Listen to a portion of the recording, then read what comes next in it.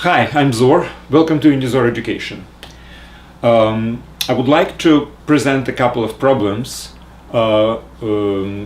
dedicated to binary distributions, binomial distributions, and as usually, I do encourage you to try to solve these problems just by yourself.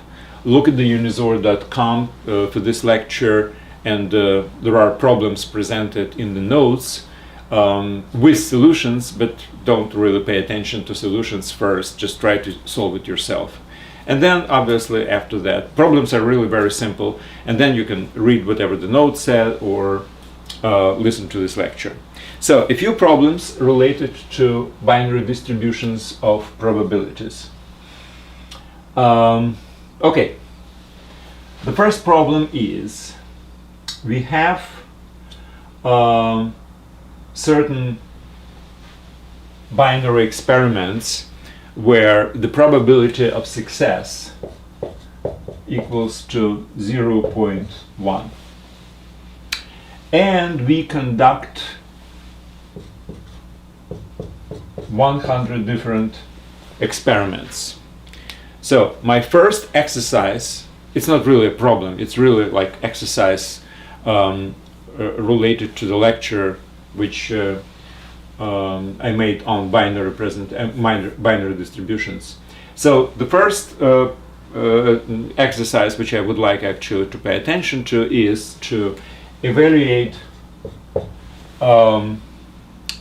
the expectation and standard deviation of the random variable, which is the number of successes out of these 100.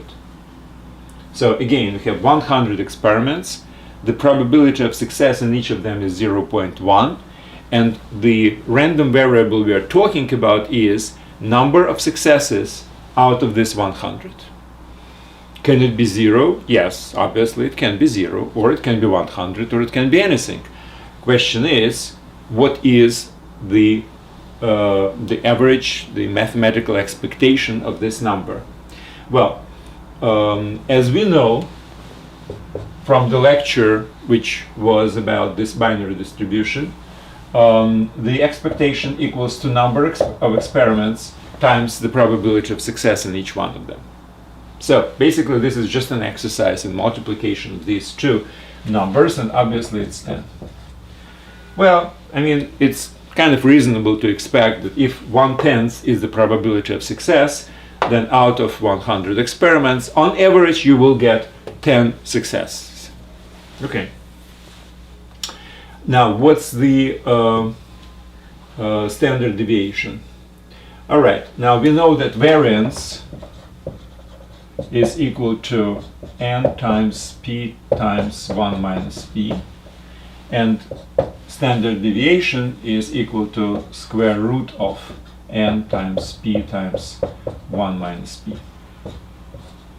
which in this particular case is square root of 100 times 0.1 times 0.9, which is 9, so square root is 3. This is 9, obviously. So that's it. I mean, it's a very simple exercise on the theoretical material which was describing the expectation and standard deviation of this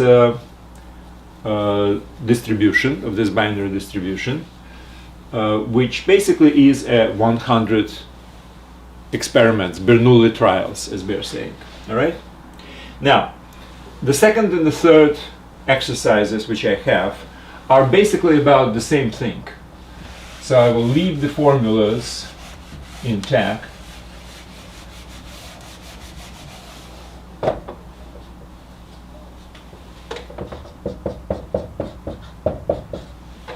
And now let me formulate the second problem. Let's consider there is a machine which is manufacturing some parts for the car, for instance, car parts. Now, we basically would like to evaluate the number of parts which we have to take for basically verification, for checking how they are made,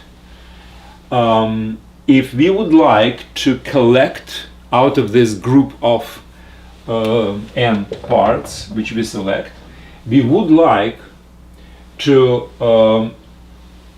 make this n such a number that on average we will have d defective parts if we know the probability of manufacturing a defective part as p.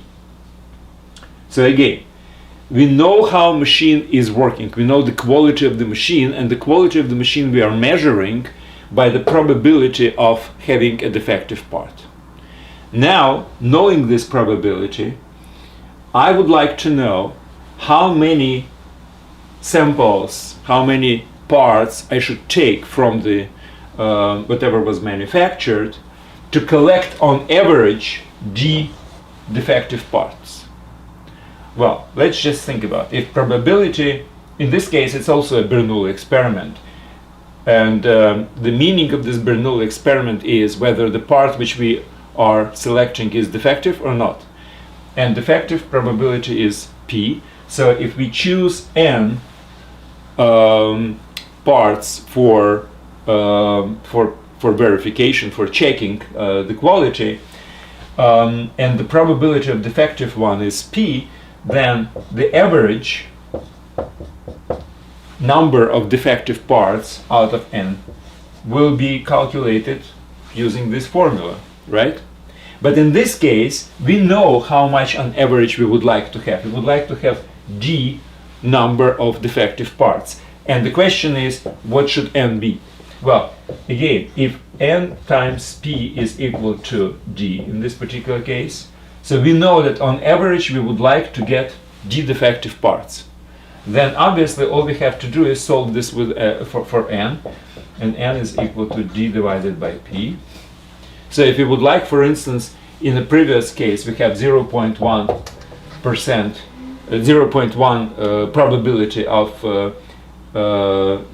having a defective part, which is actually a very bad quality. It means 10% of the entire parts is going to be defective. So that's very bad actually. But in any case, if I would like to, on average, get, for instance, 5 defective parts out of a group, question is how big is the group? The group should be 50. 5 divided by 0.1. So I have to take 50 parts, and on average, out of each 50, I will get 5 defective.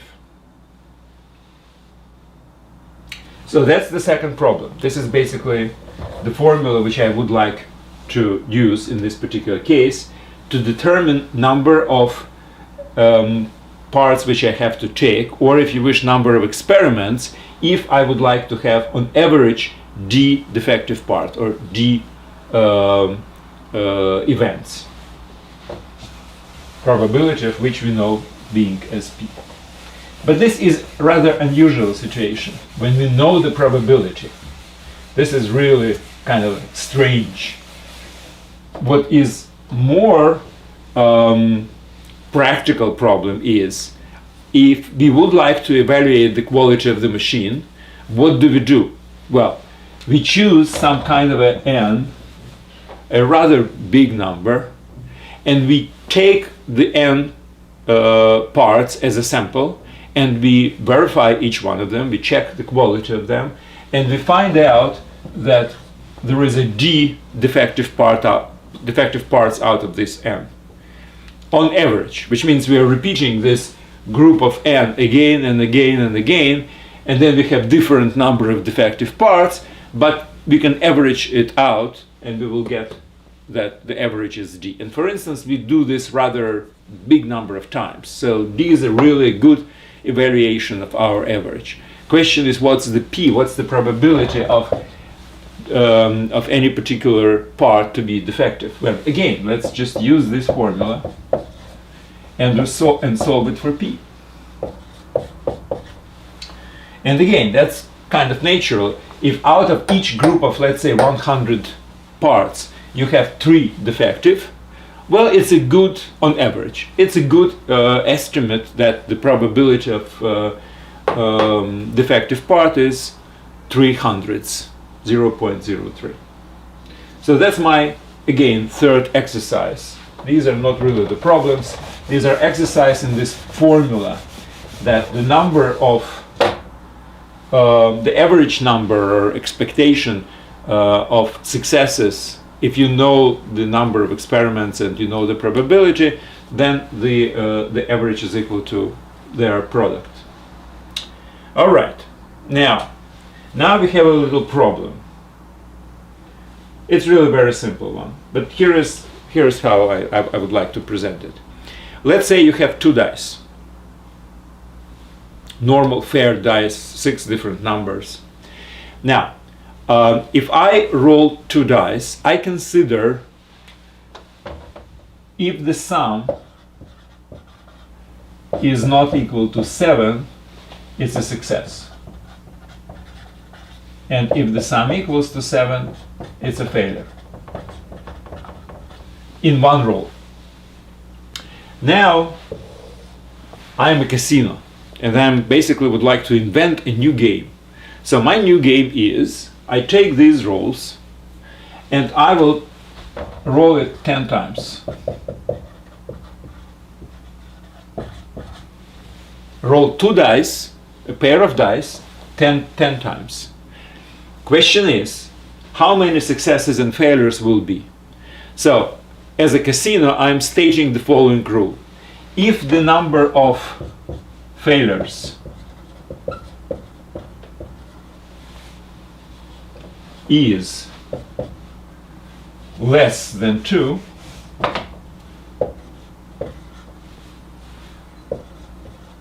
you win.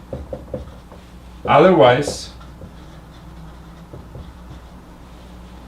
house wins. So let's say the bet is 1 Bitcoin or whatever, pound sterling, dollar, whatever. So you put this 1 Bitcoin and then you roll a pair of dice 10 times. If the number of failures, which means number of cases when the sum of 2 numbers is equal to 7, is less than 2, which means 0 or 1, then you win. Otherwise, the house wins. So if you win, the house pays you 1 Bitcoin. If you lose, the house takes away the Bitcoin which you bet. That's the game, all right? Question is it a good game for the house or for you for the same token? Well, basically it boils down to evaluation of the probability of winning the game, right? So the probability of having either less than 2 or 2 or greater number of wins, and that would give you basically the base to evaluate whether the game is good for you or bad, or for a house. So let's evaluate this probability. Now, the first thing which we should determine is, since we are talking about number of failures, what's the probability of failure? So what's the probability of sum of 2 numbers on 2 dice to be equal to 7? That's the failure. So if the sum is equal to failure to 7, it's a fail. So what's the probability of this failure? And then we can use whatever the logic we can to evaluate the number of failures out of 10 rolls. Okay? If you have a number 7 as a sum, it can be accomplished in the following ways. One dies on 1, another is on 6, or 2 and 5, or 3 and 4, or 4 and 3, or 5 and 2, or 6 and 1. 1, 2, 3, 4, 5, 6. So we have 6 different combinations of the numbers on 2 dice, which result in 7 as a sum. Now, how many combinations if you have two dice, how many combinations of pairs of numbers? Well, 6 on one, 6 on another, so you have 36, right? So the probability of sum to be equal to 7, which is a failure actually, is equal to 1, 2, 3, 4, 5, 6 out of 36, which is 1/6. Okay, fine. So we have determined that the probability of failure is 1/6.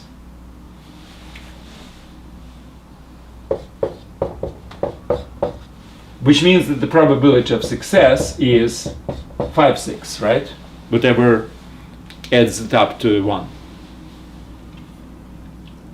All right, fine. Now we have to evaluate the case with 10 different times. We roll, we make this experiment 10 times. The probability of failure and success in one particular experiment is 1/6 and 5/6 correspondingly. So the question is, what's the probability to have less than 2 failures? Well, that means it's a probability to have number of failures to be equal to 1, and probability of number of failures to be equal to 0 and to 1. So sum of these two is the probability of number of failures to be less than 2, and that's the probability of winning, right? So this is the probability of winning. Well, let's count separately this and this. So what's the probability of have 0 failures? Well, it means that 10 times in a row I succeed. So 10 times in a row, the probability of success is 5/6, and it should be multiplying one after another, because this is the probability of a combined event, and all events are independent. So we're rolling the dice obviously independent of each other. And so the probability of this is equal to 5/6 to the power of 10. 10 times we should succeed. So 10 times the probability of 5/6 should be repeated. That's why we put 5/6 in the 10th power. Now, what's the probability of having one failure? Well, one failure can be on the first roll, on the second roll, on the third roll, etc., on the 10th roll. These are all independent cases. So we have 1 out of 10. It can be number 1, number 2, number 3, etc. And the probability of it is equal to 1/6, right? That's the probability of failure. Now, all other 9 cases should be success. So that's the probability. So we add them together, and we get, I have this calculated, 0.4845. Now, what does it mean? It means that the probability of winning is less than 1/2, which means that you will be more losing money than winning money. So basically it's a good game for the house. And well, and that concludes this particular lecture, these particular problems. That's it. Now, back to Unizor.com. What I suggest you to do is to go to the site again, go to the notes for this lecture, examine all the problems, try again, repeat in your memory how to solve these problems, especially the last one. Now, they're all very easy. The first 3 problems are just exercises in knowing the formula for average number of successes in binomial distribution. And the fourth problem is just a little bit of combinatorics, if you wish. So again, try to refresh your memory, try to do it yourself. And well, if you sign as a student onto the website, onto Unizor.com, that would allow you to basically do the exams, and you can follow your progress if you wish. Well, that's it for today. Thank you very much, and good luck.